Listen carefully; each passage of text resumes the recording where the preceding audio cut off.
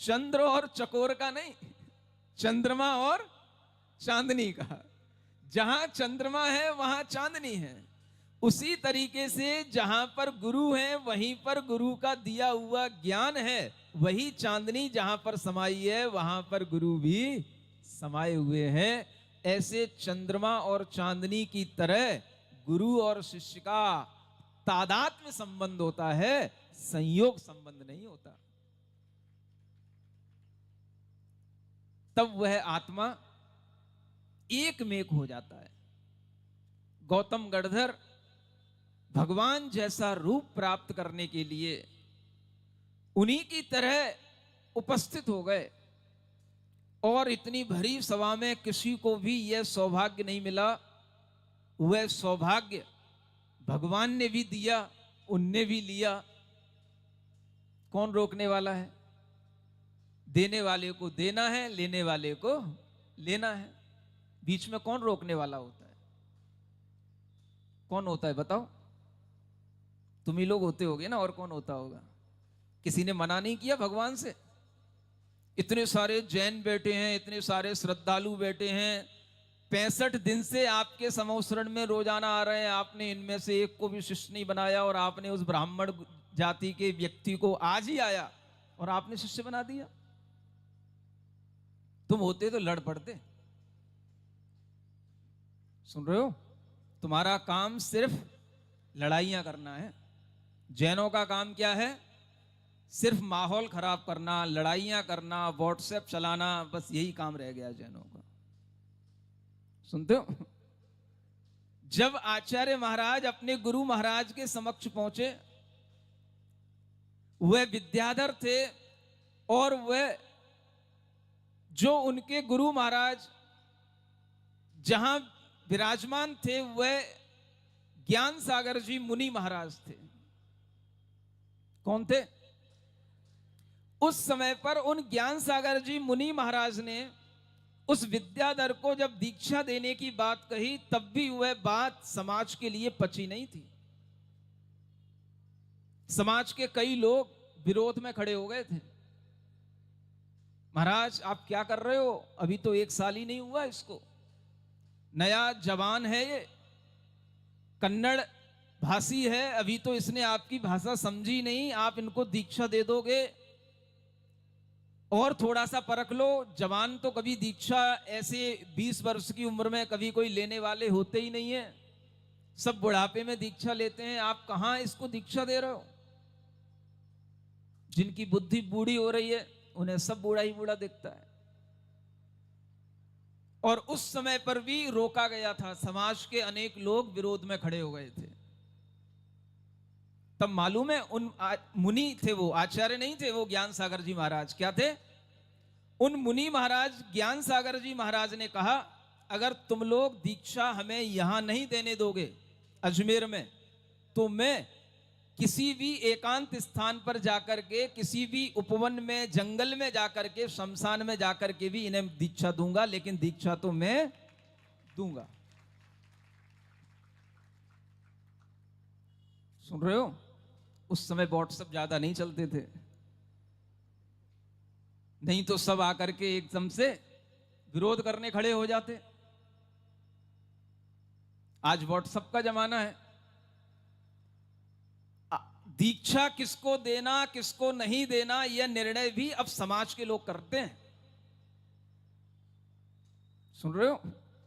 ये समाज के लोगों की औकात तो देखो। जिन्हें कुछ करना नहीं होता है वे भी कई कार्यों में विघ्न उपस्थित करने का काम करते हैं। जब उन मुनि ज्ञान सागर जी महाराज ने समाज के प्रतिष्ठित लोगों से कहा, और उस समय पर समाज के लोग तैयार नहीं हुए, बड़े बड़े लोग, भागचंद जी सोनी जैसे बड़े बड़े लोग तैयार नहीं हुए, लेकिन जब उनने देखा कि ये मुनि महाराज मान नहीं रहे हैं, तो अच्छा इसी बात में होगा कि इनकी हाँ में हाँ मिला लो, और जो काम हो रहा है उसे अच्छे से होने दो, उसी में शामिल हो जाओ।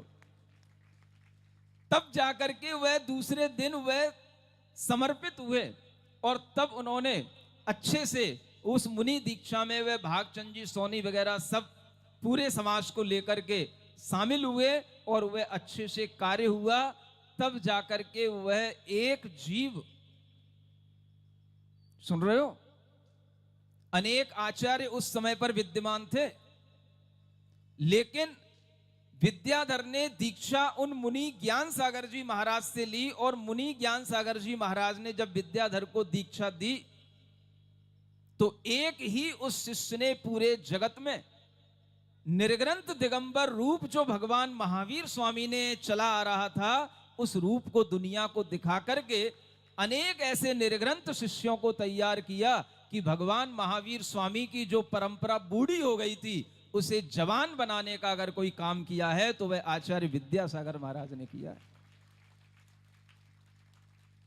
बाकी सब इन बूढ़े लोगों ने भगवान की परंपरा को बूढ़ा बना दिया था। जिनके अंदर तप करने की सामर्थ्य ना हो, जिनके अंदर ज्ञान प्राप्त करने की बुद्धि ना हो, जिनके अंदर अपनी शक्तियों को उद्घाटित करने की भी शक्ति ना हो, वह भगवान महावीर स्वामी की परंपरा को कैसे आगे बढ़ाएंगे। इसलिए भगवान महावीर स्वामी की वह परंपरा जो गौतम गढ़धर ने बढ़ाई और जो कई बार कभी लुप्त सी हो गई, फिर थोड़ी सी बढ़ गई, फिर लुप्त हो गई, फिर बढ़ गई, ऐसे बीच के 2500 वर्षों में इस तरह का क्रम चलते चलते आज अगर यह चरम पर हमें जो भगवान की परंपरा का ज्ञान दिखाई देता है, उसका सबसे बड़ा कारण आचार्य गुरुदेव का इस धरती पर अवतरण होना है। ऐसे गुरु को प्राप्त करके हम लोगों ने जो उनसे प्राप्त कर लिया, जो उनको पाकर के उनके चरण सानिध्य में रह करके जो उनसे ले लिया, वह इतना ले लिया, इतना ले लिया कि उसको अगर हम पचाते रहेंगे जिंदगी भर तो भी वह हमारे लिए कम नहीं होगा। वह इतना हमारे अंदर भरा हुआ है, बस हमें उसको पचाने की जरूरत है, उसको डाइजेस्ट करने की जरूरत है। वह गुरु का दिया हुआ ज्ञान, इस आनंद के साथ वह गुरु ज्ञान देते हैं, प्रेम के साथ देते हैं, वात्सल्य के साथ देते हैं कि वह शिष्य को देखते देखते न जाने क्या से क्या बना देते हैं। वह जिसको देखते हैं वही व्यक्ति अपने आप ज्ञानी बनता चला जाता था। कुछ नहीं जानते हुए भी वह ऐसे ज्ञान देते चले जाते हैं कि वह अपने आप बस उनको सुनते रहो, जो पढ़ा रहे हैं पढ़ते रहो, भले ही उस समय पर समझ में ना आए, लेकिन अगर एक बार उनको सुन लिया है, पढ़ लिया है, बाद में कभी भी वह पूछ लेते हैं, उसका स्मरण करा देते हैं और फिर वह याद आ जाता है तो वह धारणा का विषय बन जाता है और वही ज्ञान फिर आत्मा में संस्कारित हो जाता है। ऐसे ज्ञान को प्राप्त कराने वाले गुरुदेव का दर्शन जब पहली बार दिल्ली आया था तो उसके बाद में कुंडलपुर जाकर के मिला था। सुन रहे हो? कब मिला था? कुंडलपुर के महामहोत्सव में। और जब कुंडलपुर में पहुंचना था, आगरा से जब संकेत मिला कि सीधा कुंडलपुर पहुंचना है, और जब कुंडलपुर पहुंच गए तो आचार्य महाराज क्या कहते हैं जानते हो? हमने कहा, हम तो सोच रहे थे कि अभी थोड़ा सा आगरा से कहीं और हम थोड़ा सा बटेश्वर की तरफ जाएंगे, सौरीपुर की तरफ जाएंगे, तब हमें संकेत मिलेगा इधर आने का। आपने तो बड़ी जल्दी कृपा कर दी। तो आचार्य महाराज कहते हैं, मुझे कुछ और देना था, कुछ ज्ञान मुझे जो इन दिनों में चिंतन में आया वो मुझे देना था। मैंने इसलिए जल्दी बुलाया ताकि मैं अपना चिंतन और अपना ज्ञान आपको दे सकूं। सुन रहे हो? ये चीज होती है देने की। उन 10 वर्षों में जो भी गुरु ने नया चिंतन किया, उस अस्वस्थ दशा में जब वे बिल्कुल अस्वस्थ थे, उस महोत्सव के दिनों में वह शिष्यों को पिलाने के लिए इतने आतुर थे कि उन्होंने जल्दी से बुलाया, कहा जल्दी आओ। ये मुझे जो देना है वह जल्दी से ले लो। और उन्होंने देना शुरू किया। मतलब ज्ञान को देने के लिए उन्होंने आगरा से कुंडलपुर बुलाया। ये जब मैंने देखा तो मुझे लगा कि गुरु अस्वस्थ होते हुए भी 1 घंटा सुबह, 1 घंटा दोपहर में, 1.5 घंटे तक वह ज्ञान दिए जा रहे हैं और सब शिष्य उनके सामने बैठे हैं। जो आ गए वो जल्दी पा गए, जल्दी ले लिए, फिर बाद में जो बाद में आए उन्हें रिपीट नहीं हुआ, कुछ भी मिला नहीं। तब लगा कि गुरु के संकेत के अनुसार चलने से कितना बड़ा लाभ प्राप्त होता है। उन शिष्य समुदाय में जब वह बहुत बड़ा कुंडलपुर का महोत्सव हो रहा था, पंच कल्याणक का प्रथम दिन था और आचार्य महाराज सुबह सुबह वहां तक पहुंचने में असमर्थ थे, क्योंकि वह दोपहर में ही केवल थोड़ी देर के लिए वहां तक पहुंचने की कोशिश करते थे। पंच कल्याणक का प्रथम दिवस और सारी शिष्य मंडली उनके सामने बैठी है और उन शिष्य मंडली में से उन्होंने संकेत दिया इस आत्मा को। काय के लिए? पंच कल्याणक का पहला दिन प्रवचन करने के लिए सुबह सुबह तुमको जाना है। हम दोपहर में आ पाएंगे, स्वास्थ्य ठीक नहीं है। सुनते हो? गुरु उपकार कहो नहीं जाए। जो कहने में भी आ जाता है वो भी छोटा हो जाता है। वह उपकार तो अनुभव में गुरु के प्रेम से ध्यान में रहता है कि गुरु ने कब कब प्रेम दिया। लोग पूछते रहते हैं महाराज कुछ सुना दो। मुझे लगता है सुना देने से वो प्रेम कम हो जाता है, इसलिए मैं सुनाता नहीं हूं। नहीं समझ में आ रहा? मेरा ऐसा मानना है, मैं जिन घटनाओं को सुनाऊंगा उसको सुनाने से उस घटना का महत्व कम हो जाएगा। पता नहीं क्यों मेरी मानसिकता में रहता है कि मैं जब तक नहीं सुना रहा हूं तब तक मुझे लग रहा है कि वह घटना बहुत बड़ी है, और जो सुना देता हूं तो मुझे लगता है फिर वो घटना छोटी हो गई। सुन रहे हो? अब ये मेरी सोच सही है कि नहीं है, इसे भी मैं सोच करके बताऊंगा। गुरु के उपकार को कहने पर उनकी किसी भी तरह की वात्सल्यमयी अपने अंदर जो अनुभूति हुई है उसको कहने की जरूरत क्या है? क्या तुम्हें बताने से मिल जाएगा? और तुम कर भी क्या लोगे? तुम्हारे साथ होना भी क्या है?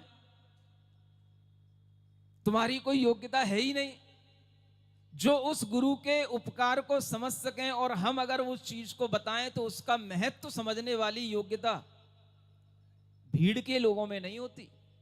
वो कहीं एक व्यक्ति होता है जो इंद्रभूति जैसा होता है, और उसको भी बड़े पुण्य के साथ में जब गुरु के समक्ष आ जाना पड़ता है तो वो भी अपना भाग्य सराहता है, मेरा कल्याण हो गया इस इंद्र के कारण से, जो इंद्रभूति को इन भगवान जिनेंद्र देव के समक्ष लेकर के आ गया। ऐसे गुरु और शिष्य के बीच का एक बेजोड़ अद्भुत नाता होता है जिसे कहने की जरूरत नहीं होती है, सिर्फ महसूस करने की जरूरत होती है। आत्मा के प्रदेशों में जो ज्ञान बसा होगा उसे अनुभव करा जाएगा, महसूस करा जाएगा। आचार्य गुरुदेव ने जो अध्यात्म दिया हमको, मैं कहूंगा कि गुरुदेव ने जो अध्यात्म मुझे दिया, जो सिद्धांत मुझे दिया, वो अपने शिष्यों में किसी को नहीं दिया। ये गारंटी मैं ले रहा हूं। ये मेरी अनुभूति का विषय है। अगर कोई दूसरा कहे कि नहीं तुम कोई अकेले थोड़े नहीं थे, उनके सामने तो 40-50 बैठे रहते थे, सबको देते थे, वो मैं नहीं मानता सबको देते थे। मैं मानता हूं वो केवल मुझे देते थे। मैं पीता था केवल, वो मेरी ओर देखते थे। मुझको वो उन्होंने जो ज्ञान दिया, जो उन्होंने अध्यात्म पिलाया, हमेशा उन्होंने जिस सिद्धांत और अध्यात्म की चर्चा हमसे की वो किसी से नहीं की। ये संघ भी जानता है इस बात को। इसलिए मैं ये दावे से कह रहा हूं तो ये मेरा शिष्यत्व है उनके प्रति। कोई और दावा करके दिखा दे। ये मेरा दावा है कि गुरु ने जो मुझे ज्ञान दिया, जो प्रेम दिया, जो वात्सल्य दिया, वो किसी को नहीं मिला। जिसको मिला हो वो भी कह दे मुझे कोई फर्क नहीं पड़ता, लेकिन जो मुझे मिला वो किसी को नहीं मिला। छोटी सी उम्र से मुझे सिद्धांत का ज्ञान उन्होंने जो देना शुरू किया, धवल सठखंडागम की पुस्तकें पढ़ाना शुरू किया, जब मैं कुछ नहीं जानता था, उस समय ब्रह्मचारी अवस्था से उन्होंने क्या देखा क्या नहीं देखा, और वह उस ज्ञान को देना शुरू किया, और 10-11 वर्ष तक वह लगातार उस सिद्धांत को, अध्यात्म को हमें पिलाते रहे। मैं मानता हूं जब तक मैं संघ में रहा तब तक ये सिद्धांत और अध्यात्म की परंपरा ऊंचाइयों तक रही, और जब मैं संघ से बाहर आ गया उसके बाद ये सिद्धांत का पठन पाठन और अध्यात्म की ऊंचाइयां भी खत्म हो गई।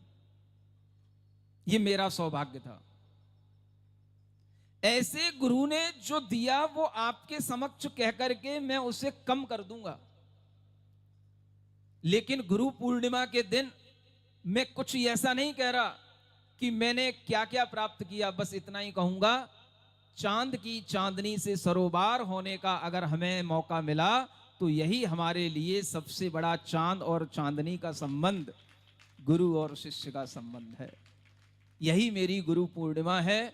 ऐसे गुरु को जब मैंने पहली बार ही देखा था, देखा भी नहीं था, देखने से बहुत पहले ही उनके प्रति अपने अंदर ऐसा समर्पण आ गया था कि उस समर्पण ने उनका दर्शन कराया, और जब दर्शन किया तो दर्शन करने के बाद न जाने कहां से अंतर गूंज आई।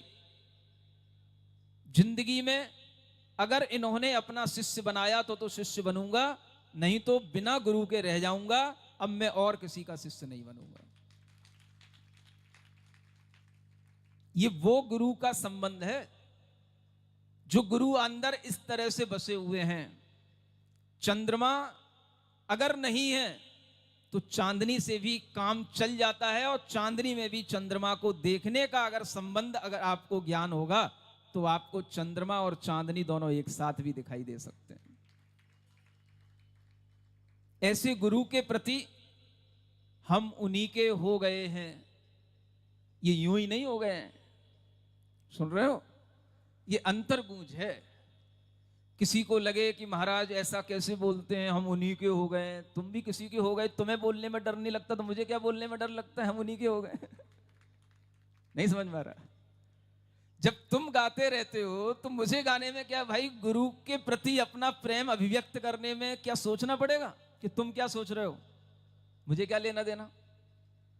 तो हमारे अंदर जब ये भाव आया हम तो गुरु के हो गए हैं, तो बस तब से गुरु और शिष्य का जो संबंध बन गया, वही संबंध आज भी इस तरह से अमर है कि मुझे लग रहा है आज भी गुरु ने मुझे अगर दिल्ली भेजा है तो गुरु ने ही भेजा है। ये भी मैं आपको बाद में बताऊंगा।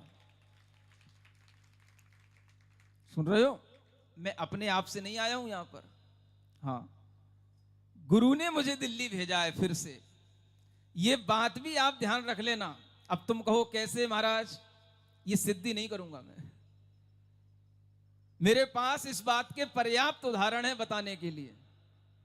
और आज भी अगर यहां पर इतनी प्रभावना हो रही है, सुन रहे हो, ये सिर्फ और सिर्फ इस कारण से हो रही है कि गुरुदेव भी नंदीश्वर द्वीप में भगवान की पूजा कर रहे हैं, तो उन्हें नंदीश्वर द्वीप की पूजा जहां पर होगी वहां पर आशीर्वाद दिए बिना वो रह नहीं सकेंगे। सम्यक दृष्टि जीव देव बनकर के नियम से वहां ऐसे जिन बिंबों की आराधना करता है।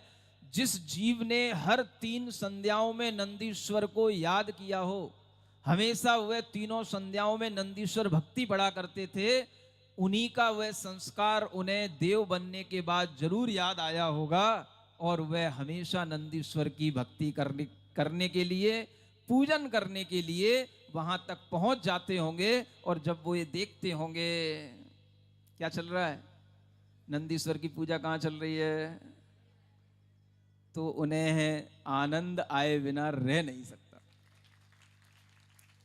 आशीर्वाद तो लिया जाता है, क्या सुन रहे हो? हमेशा गुरुजी कहते थे, ये उन्हीं के शब्द हैं, नंबर लिए जाते हैं, दिए नहीं जाते। सुन रहे हो क्या कहते थे गुरुजी? छात्र पढ़ता है, सोचता है नंबर वो सर दे रहे हैं, नंबर वो नहीं दे रहे, नंबर तो लिए जाते हैं, हम जो लिखेंगे उसको तो देने पड़ेंगे, ये गुरुजी कहते थे। ऐसे ही अगर आपको आशीर्वाद लेना है तो आशीर्वाद लिया जाता है। आप दे दो, मांगने से नहीं मिलता। आप ऐसा काम करो कि गुरुजी आशीर्वाद दें, वो उन्हें देना पड़ेगा। ऐसा काम करने वाला ही उनका सच्चा शिष्य कहलाता है, भक्त कहलाता है। सुन रहे हो? तो क्या सीखना? गुरुजी ने बताया था नंबर लिए जाते हैं, कोई देता नहीं है। ऐसे ही आशीर्वाद लिया जाता है, ज्ञान लिया जाता है, कोई देता नहीं है। और अगर तुम लेने की क्षमता रखते हो तो देने वाला नहीं भी देना चाहेगा तो भी देगा। ये सिखाते थे गुरुजी। क्या क्षमता रखो? नंबर लेने की क्षमता रखो। सुन रहे हो? ये उनके उदाहरण हैं। ऐसा कहकर के वो सिखाते थे हमेशा नंबर तुमको मिलेंगे।